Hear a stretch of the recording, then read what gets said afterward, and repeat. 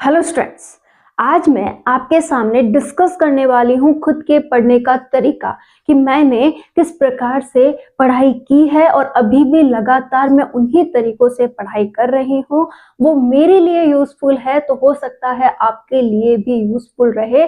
मेरा मानना है कि ये बेस्ट तरीका है पढ़ने का।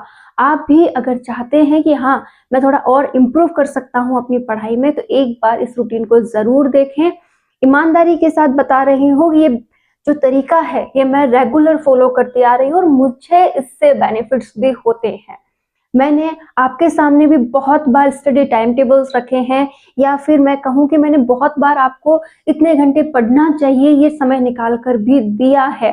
लेकिन मेरे बताए गए टाइम टेबल में मैंने कभी नहीं कहा कि आप एक दिन में 1 घंटा मैथ को दीजिए, 1 घंटा इंग्लिश को दीजिए, 1 घंटा हिस्ट्री को दीजिए। इस प्रकार का समय मैंने कभी भी निकाल के आपको नहीं दिया है, क्योंकि मेरा मानना है कि आप पूरे दिन में 1-1 घंटा मैं ये पढ़ लेता हूँ, अब मेरे इंग्लिश का समय हो गया है, अब मेरे हिंदी का समय हो गया है, मुझे अब उन्हें तैयार करना है। इस समय का जो टाइम टेबल होता है वो बिल्कुल भी कारगर नहीं होता है। हाँ, मेरे टाइम टेबल में आपको ये दिख जाएगा कि आप यहाँ से समय निकाल सकते हैं। आप सुबह जल्दी उठ सकते हैं, आप दोपहर में समय निकाल सकते हैं, आप शाम को पढ़ सकते हैं, या फिर मैंने ये कहा होगा कि 2 घंटा आप सब्जेक्ट को जरूर दें, 2 घंटा आप अपने किसी भी फर्स्ट पेपर के सब्जेक्ट को जरूर दें, और इस प्रकार से मैनेज करते हुए तैयारी करें। क्योंकि मेरा मानना है कि केवल आप समय निकाल सकते हो और उसे एक पर्टिकुलर टॉपिक को देते हुए तैयारी कर सकते हो। अब बात ये आती है कि मैं उस समय को निकालकर किस प्रकार से उपयोग करती थी और अब भी कर रही हूँ। मेरी पूरी कोशिश रहती है कि मैं अपने पूरे दिन के रूटीन में जितना समय निकाल सकूं उतना निकालूं, और उसके बाद मेरा डेली टारगेट फिक्स होता है। जैसे फर्स्ट पेपर में से मुझे आज कौन सा टॉपिक पढ़ना है, ठीक है, या फिर मैं पहले भी पढ़ा करती थी तो यही टारगेट रहता था कि आज इस पेपर में से मुझे कौन सा टॉपिक पढ़ना है। जैसे अगर आप फर्स्ट ग्रेड की तैयारी कर रहे हो तो आपकी जैसे हिस्ट्री चल रही है, इंग्लिश चल रही है, मैथ चल रही है, कुछ भी चल रहा है, तो आपको उसका एक टॉपिक लेना है। जैसे हिस्ट्री चल रही है तो आपने ले लिया कि आज मैं आंदोलन कंप्लीट पढ़ूंगा, या फिर मैं जो हमारे 1857 की क्रांति है उसे कंप्लीट पढ़ूंगा, या फिर जो भी नेता वगैरह के बारे में पूछा गया है मैं उसे पढ़ूंगा, या फिर मैं आज राजस्थान की जो संस्कृति वगैरह है उस हिस्से को पूरा पढ़ूंगा। मतलब मेरे टॉपिक से ही टारगेट डिसाइड होते थे कि आज का टॉपिक है कि मैं 1857 की क्रांति को कंप्लीटली तैयार करूंगा। अब इसमें कितना समय मुझे लग सकता है वो अलग बात है। हो सकता है इसमें मैंने 3 घंटे लगाए, 4 घंटे लगाए, 6 घंटे लगाए, लेकिन आज का टारगेट है कि मुझे इसे कंप्लीट करना है, ठीक है। इसी प्रकार अगर मैं सब्जेक्ट की तैयारी करती थी तो सब्जेक्ट का जो भी टॉपिक होता था, जो भी टॉपिक है उसे मैंने लिया।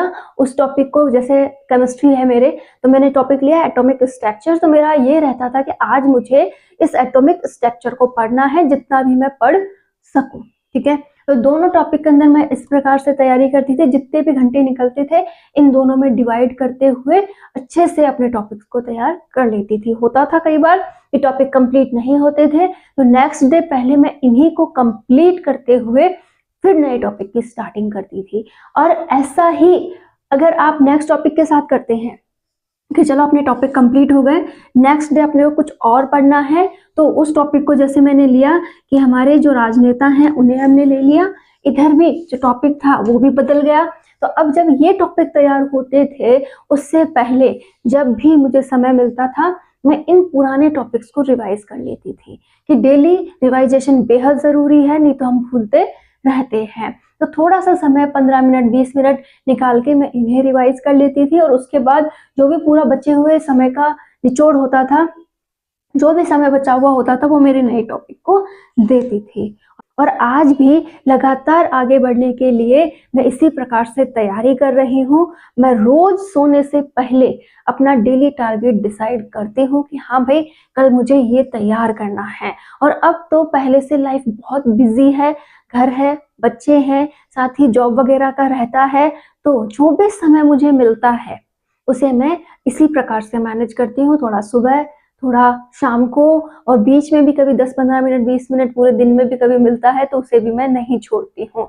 लेकिन मेरा टारगेट हमेशा यही रहा है कि आप इस प्रकार से तैयारी करें। अगर आप फ्री हैं तो टोटली अपने समय को डिवाइड कर दें कि हाँ, मुझे 2 टॉपिक कंप्लीटली पूरे दिन में तैयार करने हैं, मैं उन्हें बहुत अच्छे से तैयार करूँगा। अगर आप आज भी ऐसा टाइम टेबल लेकर चलते हैं कि मुझे 1 घंटा मैथ पढ़नी है, फिर 1 घंटा इंग्लिश को देना है, तो वो आपके लिए थोड़ा-सा टिपिकल हो जाता है क्योंकि हम एक भी चीज़ को कंप्लीट नहीं कर पाते हैं। तो आप भी ऐसा ही करें। अगर आपको एक अच्छे रूटीन के साथ तैयारी करनी है और मानना है कि मेरा सिलेबस जल्द से जल्द कंप्लीट हो जाए, तो ये बहुत अच्छा तरीका है। और अगर आप भी आपके मूड के हिसाब से तैयारी करते हैं, यार आज तो मैथ पढ़ते हैं, आज तो इंग्लिश पढ़ लेते हैं, बहुत दिन हो गए हैं हमें इंग्लिश को पढ़े हुए, या फिर आप सोचते हैं कि आज मेरी हिंदी को पढ़े बहुत दिन हो गए, मैं हिंदी पढ़ लेता हूँ, या सब्जेक्ट का टॉपिक कल पढ़ेंगे, आज अच्छा नहीं लग रहा है। तो अगर आप ऐसी तैयारी करते हैं तो ये आपके लिए बहुत लापरवाही वाली बात है। आपको आपके गोल डिसाइड करने पड़ेंगे, आपके डेली टारगेट डिसाइड करने पड़ेंगे और इन डेली टारगेट्स को कंप्लीट करने के लिए एक रेगुलरिटी अपनाते हुए तैयारी करनी पड़ेगी। ऐसा ही करने से आपका सिलेक्शन हो सकता है। अगर आप थोड़ी भी लापरवाही करते हैं तो आप अपनी सक्सेस से दूर हो जाते हैं। तो स्टूडेंट्स, मेरी हम्बल रिक्वेस्ट है आप लोगों से कि प्लीज पढ़ाई के प्रति सजग हो जाएं, रेगुलर तैयारी करें। एक बात बताइए, आपने आपका लक्ष्य तय कर लिया है, आप रेगुलर अपने लक्ष्य की ओर बढ़ रहे हैं, तो क्यों ना ईमानदारी अपना ली जाए। आप सबसे झूठ बोल सकते हैं, अपने माता पिता से झूठ बोल रहे हैं, अपने फ्रेंड से झूठ बोल रहे हैं, लेकिन कम से कम अपने आप से झूठ ना बोलें कि हाँ, मेरी तैयारी अच्छी चल रही है। आप हमेशा खुद से पूछें कि हाँ, वाकई में क्या मेरी तैयारी अच्छी चल रही है, और आपको जवाब मिलता है कि नहीं, लापरवाही हो रही है, पूरा निचोड़ नहीं मिल रहा है, तो अच्छी तैयारी नहीं कर रहा है, तुझसे यहाँ मिस्टेक हुई थी, तुझसे ये हुआ था, तो वो क्लियरली रखो।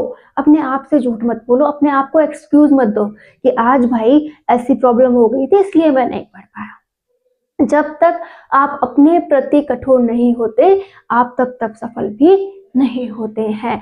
आपको हमेशा ये सोचना है कि आज का जो ये पूरा दिन जाएगा, मैं इसका बेस्ट उपयोग कर सकूं, और जब दिन खत्म हो तो ये सोचो कि मेरे से कहाँ लापरवाही हुई, आज का दिन मैंने किस प्रकार से खराब कर दिया और मैं इसे किस तरीके से अच्छा कर सकता था।